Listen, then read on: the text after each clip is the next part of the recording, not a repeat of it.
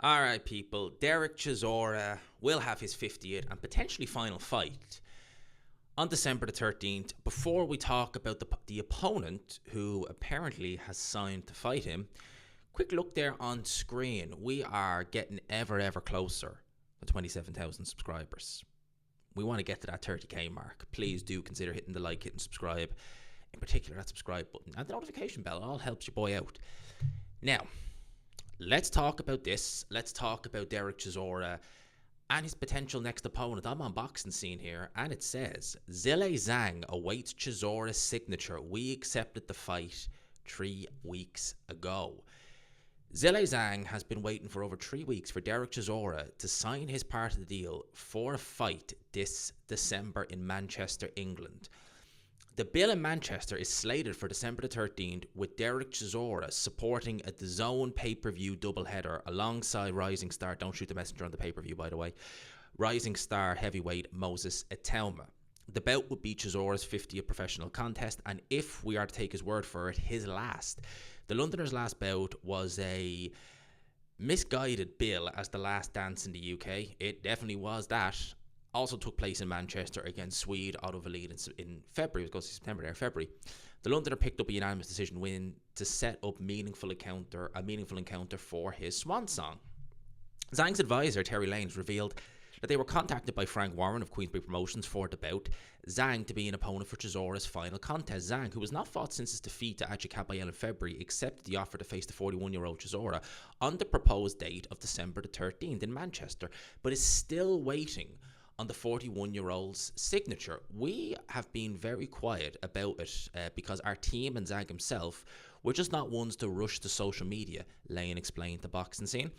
But we were presented with the fight over 3 weeks ago, and we accepted it in a couple of days. So it's been well over 3 weeks since the fight's been accepted on our end in principle. Zhang, 42, he was 41 a second ago, that's literally what the article said. Zhang, 42, took to social media yesterday to entice his rival into putting pen to paper. Queensberry want to make the fight. DAZN really liked the fight, said Lane. It was a twin build with Moses Itauma, a kind of co-main event situation on pay-per-view. So we've said yes, basically pretty quickly. And it just got to the point where we kind of felt like we needed to speak up in recent days. That's why we're not seeing any kind of stuff come out now. Chisora took to social media earlier this week, displaying 3 potential opponents and asking fans who should he face for his 50th contest. Zhang was not featured on the post. Instead, it was Deontay Wilder, Dylan Whyte, and Jarrell Miller were the 3 opponents teased by Chisora. There is further on this, I'll read it now in a sec, but Wilder versus Chisora would be a big fight. You couldn't do that as co-main to Moses Itauma, especially if you think about it like this. It's just been announced that Kubrat Pulev is going to fight Murat Gassiev in December, so he ain't going to fight Itauma. So it won't be Itauma Pulev. We can, stick a fork in that one. Then you're kind of looking and you're thinking, well, if it's going to be pay-per-view on DAZN, which it is, I know it's going to be pay-per-view on DAZN. I found that out earlier the week. If it is going to be pay-per-view on DAZN, that's actually... seriously, Zhang Chisora is more of a main event fight than Itauma versus, let's say, Hughie Fury. Certainly more than that. And I would say the same with Michael Hunter as well. I would actually say the selling point for that card would genuinely be Chisora Zhang. I'm just saying. As for Whyte, that's a main event fight. And Miller, it was meant to be Miller before it was Valin. So we carry on. It says here, I know that 2 of those opponents are not going to work, Lang said. I mean, I've been wrong before, so I can't say anything in boxing. You can never, if it's a very big word in boxing, as I always say, you can never say anything in boxing. You can't say anything with any certainty, but I just don't see the 2 of those fights are in the running. One of them might be, but what I'm hearing on my end is that the fight that the powers that be want is Zhang versus Chisora. So it's kind of up to Chisora to say yes or no. But if he says no, I don't know what direction you could go in. But we would move on and probably focus on fighting again in China in January. Lang believes the only viable opponents out of the list that Chisora has mentioned are Jarrell Miller, who was due to face Fabio Wardley on the Queensberry bill back in June before he pulled out. And he was also apparently in the running to face Chisora as well as Michael Hunter this year. Miller's had a bit of a shocking year, and some would argue that He's one of the few fighters you shouldn't feel sorry for. Can't really argue with that, to be honest with you. So here we are. Let's address the elephant in the room. Another pay-per-view. 1 next week, 2 next month, and another one in December. It's a lot. It is a lot. And listen, if they found a way to get Chisora versus Zhang, I really like that fight. Like, I really like that fight. That's such an interesting fight because although Chisora has a really good chin, even still, he has been stopped before, and he has been down by David Haye, tremendous puncher. Dylan Whyte with the left hook, a very, very big puncher with the left hook. But Joseph Parker's put him down. But none of them have anything like the kind of punching power that Zhilei Zhang has. However, Zhilei Zhang, arguably, in terms of top heavyweights, top 15, top 20 heavyweights, he has the worst stamina out of all of them. And I would categorically say, out of the top 20 heavyweights, Zhang may be the hardest puncher out of them all. He may be, right? But goddamn, he has the worst stamina out of all of them. Like, this guy can't go anymore. Like, this guy is done after a couple of rounds. If you make him work any way decent. I mean, and even the Joseph Parker fight, that wasn't set at a, devastating pace or anything like that. It was all right pace, but Zhang was done really after about, 4 or 5 rounds. I know he got the knockdown later on in the fight, but he was done, like, in terms of his output. So you look at Chisora and you think, yeah, he can outwork him. He can outwork him, and that would be a really, really good fight. In terms of the pay-per-view, at the end of the day, right, we're talking more about Itauma now. I don't really know. Like, I get it. If you have Itauma on there and Chisora, they might not be fighting one another, but they're fighting on the card. That's a decent undercard, if nothing else. But who could you put Itauma in there with in the main event to justify him being one the main event and 2 on pay-per-view? When Chisora, although Moses Itauma, I think, is going to have a phenomenal career, Chisora is a bigger name.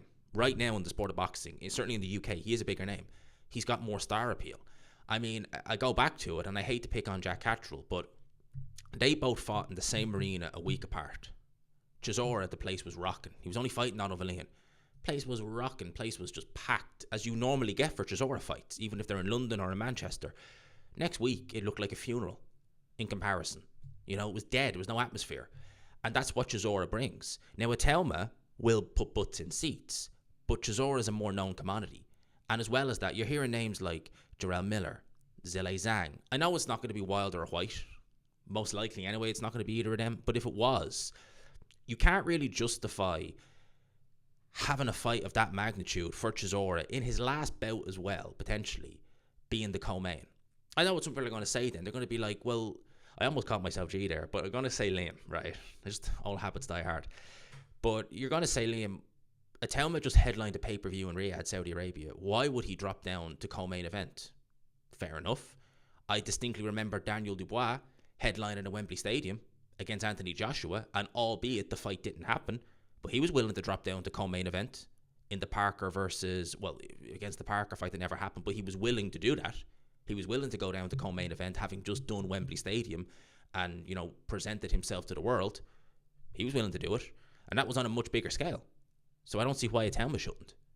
Because I think Chisora, again, like, if you're talking about Itauma Hughie Fury, if that's going to be your main event sell, I don't know how you're going to do it. It's going to be difficult, very difficult. If you talk about Itauma Hunter, Hunter of 2019, who was promoted by Eddie Hearn, who was on a lot of those DAZN shows and Sky shows, maybe, but that Hunter is long forgotten. I mean, he's been in the wilderness for 6 years now. So I wonder, is that the issue with Chisora maybe not signing the fight? Maybe Chisora is looking at the list of opponents. Maybe he knows who Frank Warren, again, I'm only speculating with this, maybe he knows who Frank Warren has picked for Itauma. And maybe he's looking and thinking, well, hang on a minute. I'm sharing this card. It's my last ever run out. It's on pay-per-view. And I'm in the more competitive, quite frankly, arguably, it could be, well, again, if we're looking at, the likes of Michael Hunter and Hughie Fury, if we get a Zhang or a Miller, yeah, it's a bigger fight for Chisora, simple as. There's no ifs, there's a bigger fight.